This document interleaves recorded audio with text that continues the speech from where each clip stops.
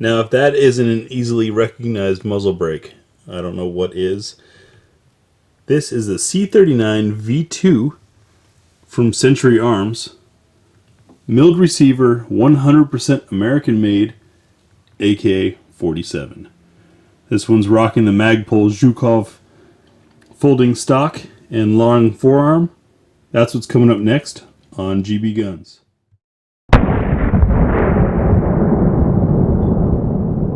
That's right, folks. I said Zhukov because although I may not know everything, and I certainly don't have the answer to all of your problems, я умею говорить по-русски и знаю, что фамилия этого человека Zhukov. I do speak Russian. I know that the last name of the guy that was named after is Zhukov. Alright, so Century. My very first gun was imported by Century Arms International, which then later renamed itself to Century Arms.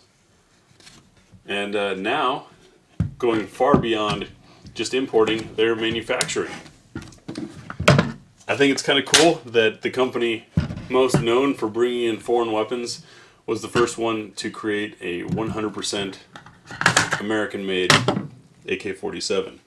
I've heard and seen things mixed about these guns. We're going to find out for ourselves what the quality is like. And so far I'm pretty impressed. So we do have the chevron style brake. These holes are on the outside. Will also, well, this is more of a compensator slash brake with a little bit of flash hiding mixed in. It's attached via the standard way. It's 14 by 1 left-hand threads, so any regular AK muzzle device will fit. We have standard AK sights. The gas tube, heavily vented, which I thought was interesting. Magpul furniture. Our rear sight looks to be very cleanly made. Heavy duty milled receiver. These things are thick. But I did notice, if I get the light to hit it right, very nicely contoured. It's a pretty receiver, if such a thing can exist. There's our C39 V2 running right there. Another thing I noticed right off the bat, they do have the bolt hold open cutout in the safety switch, which is nice, and the safety doesn't overshoot the receiver so badly that it gets caught up. I don't know if you guys ever experienced that, but it can be annoying if your safety goes a little too high and then it gets stuck on the inside of the receiver and then you can't get it down.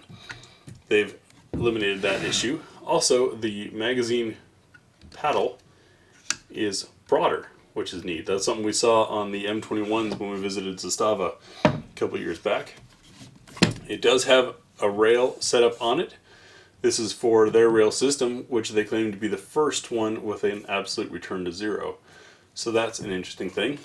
You also notice the C on the trigger there. That's because this is their trigger, not a Tapco trigger. How's that trigger feel? We're clear. Whew! Short travel. Very smooth. I like that. Also seems to have a bit of a broader face to it. Edges are flat, not rounded. And there is a rib in the center of it, probably from the casting, but that rib serves to help you center your finger as well. Let's field strip this thing and take a look inside the gun. So field stripping an AK, of course, very simple. We've got this button back here. We're going to push in and lift up on the top cover. Top cover comes off. We remove our recoil assembly. Get the hammer back down. To get the bolt and carrier out, we just come all the way back to the rear and it pops up. So taking a look at our bolt and carrier, we have lightning cuts, which is positive. Not a spring-loaded firing pin. Decent looking machining. There's obviously some grease on here from the factory. Interesting that X scratched into the carrier. You guys can see that.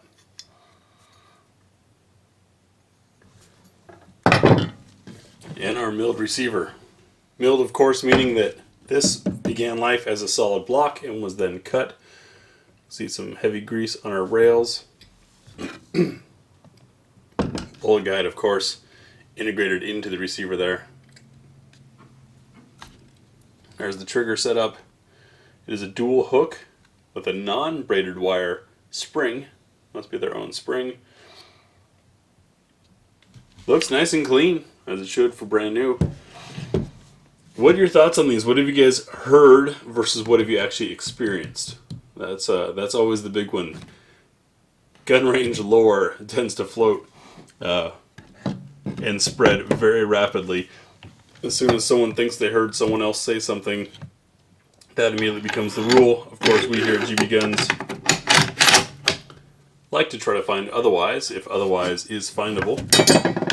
And so we'll get this thing out to the woods where we can get some speed on it, where we can try some different loads. We've got some 122 grain Red Army Standard. Got all the way up to, I believe, 154 is the heaviest that I have here at the house. Magazine fit, of course, is always something that people like to take a look at. With the Magpul mag that it came with, we got a little bit of front to rear, nothing side to side, in there good and tight. Let's try some of the other mags. Start off with a 20 rounder, not sure where this one's from. We do have some side to side and a little bit of front to rear. Random 30 rounder, some side to side and some front to rear.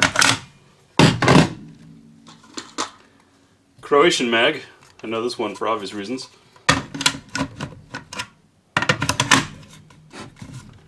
Good and tight, front to rear and left to right, might be the paint. Tap go, because we all need to practice malfunctioning somehow. Side to side a little bit, front to rear not much. Romanian 40 rounder. A little bit of front to rear, not much in the side to side. And I believe a Bulgarian 40 rounder. Things all over the place. These are garbage mags, by the way, folks. As neat as the idea is, they eventually crack and split up here, so don't worry about these. I was just curious on how our mags would fit. We'll try out a couple different mags.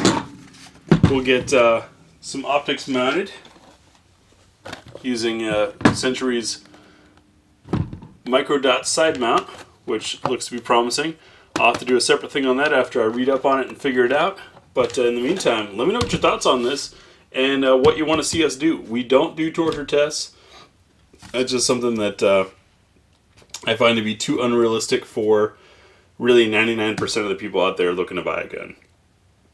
Other than that, hey, thanks for watching GBGuns. If you've waited this long, you either appreciate what we're doing, or you're trying to formulate some type of argumentative comment and get the fight going. Either way, click the big griffin up here to subscribe and see our upcoming videos. Don't forget, by the way, to click on that little bell thing. That gives you a notification, lets you know when there's a new video. Down here is the link for our Patreon. Google revenues have cut. Those covered most of our ammo costs and expenses.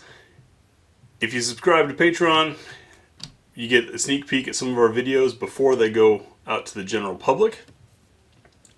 Those of you doing $10 or more a month do get one of our GBGuns patches. These are quite limited because this stuff's expensive. Up here is a video that Google suggests you'll like based on your watching history. I don't know if it's any good or not. You tell me. And then down here is the playlist most relevant to the video you just watched. Keep in mind, some of these videos fit in more than one playlist. I select one, that's what gets there. But anyways, that's the way the channel works, and thanks again for watching.